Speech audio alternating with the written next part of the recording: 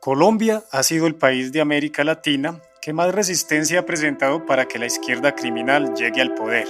Llevan décadas tratando de imponernos el modelo socialista, utilizando para ello la famosa combinación de todas las formas de lucha. Es decir, que mientras grupos de delincuentes se dedican a cometer todo tipo de crímenes y atrocidades contra la sociedad civil, sus aliados en la política se dedican a justificar estas acciones y a procurarles la más descarada impunidad, para lo cual necesitan infiltrarse en todas las ramas del poder público.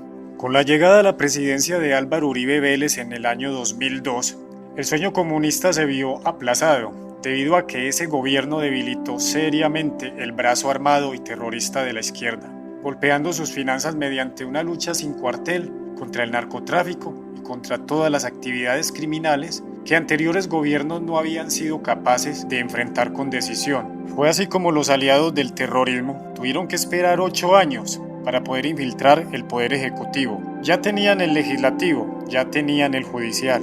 ¿Ustedes permearon todas las instancias del poder? Todas las instancias del poder. Incluida la justicia. Todas las instancias del poder. La fiscalía. Todas las instancias del poder. Y la corte. Todas las instancias del poder. Con Uribe en el poder ejecutivo, se empezaron a reventar todos los lazos criminales existentes entre delincuencia y política, ya que la corrupción estaba presente en todas las ramas del poder y por tanto, un liderazgo ajeno a estas prácticas terminaría entrando en contradicción con ellos, poniéndolos en evidencia ante la opinión pública. La simpatía y aceptación lograda por un presidente que empezó a cumplir con la mayoría de sus promesas lo llevaron hacia un segundo mandato inmediato, en primera vuelta. Esto exacerbó los odios que hacia él tenía la izquierda cómplice con el narcoterrorismo guerrillero, así como movilizó los más ruines sentimientos en el Poder Judicial, debido a su enorme rabo de paja, es decir, nexos con grupos ilegales. Y es que un juez justo le presta un invaluable servicio a la sociedad, mientras que un juez corrupto, más aún, muchos jueces corruptos se convierten en la peor banda de criminales de la que se pueda ser víctima, porque tienen en sus manos el látigo de la injusticia y están en una posición que los hace intocables a todo excepto al poder del pueblo unido. Recordemos que la soberanía está en el pueblo. Por su parte, en el legislativo, que también estaba chilgueteado hasta los tuétanos de corrupción y de relaciones con grupos ilegales, el carácter del nuevo gobierno tuvo un efecto diferente.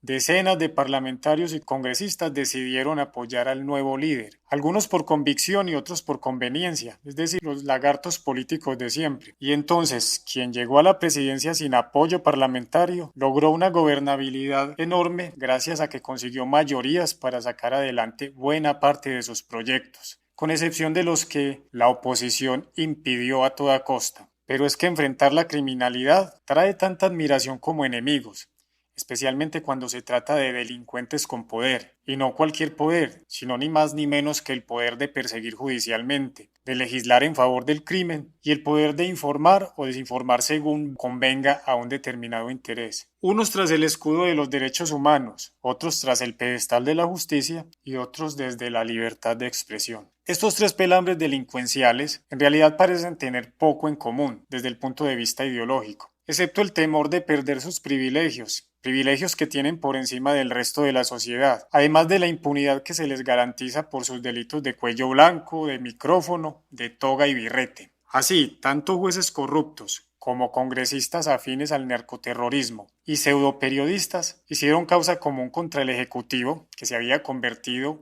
en un peligro para ellos. Formaban la combinación perfecta, unos caracterizados por el cinismo, la irresponsabilidad y la capacidad demoledora de mentir, y los otros porque tenían el poder de decidir sin que se les pudiera cuestionar. La mezcla perfecta con la que no contaría su nuevo adversario, cuya principal arma era su capacidad de dirección institucional y su legitimidad, es decir, el apoyo de mucha gente, que era lo primero que habría que derribar, poco a poco con una mezcla inmunda entre desinformación, calumnia y persecución judicial, promovida desde luego con quienes fueron derrotados una y otra vez en las urnas, quienes preferían que Colombia siguiera siendo presa del terrorismo y el narcotráfico antes de reconocer el triunfo ajeno. Y fue así como cualquier golpe que el gobierno Uribe le asestaba al narcotráfico o al terrorismo, era seguido por un escándalo que lo deslegitimara. y que convirtiera al defensor en victimario. Y luego venía una decisión judicial que le daba la razón a cualquier aliado del narcoterrorismo y le restaba prestigio a las instituciones. Con el poder judicial de su lado, es decir, con todas las cortes, y con medios de comunicación de cuestionable ética, la izquierda y sus aliados han gozado de total impunidad hasta hoy. Y no solo han hecho lo que les ha dado la gana, sino que lo han hecho con recursos del Estado. Porque, además de que delinquen, se les paga por delinquir. Y es que tienen un garrote adicional, el discurso de la paz, de la igualdad y de toda la carreta con la que conquistan a muchos jóvenes que se las dan de listos y que desde la mediocridad y la vagancia le lanzan acusaciones a quienes han protegido todas sus libertades, mientras que legitiman la tragedia que se les viene encima.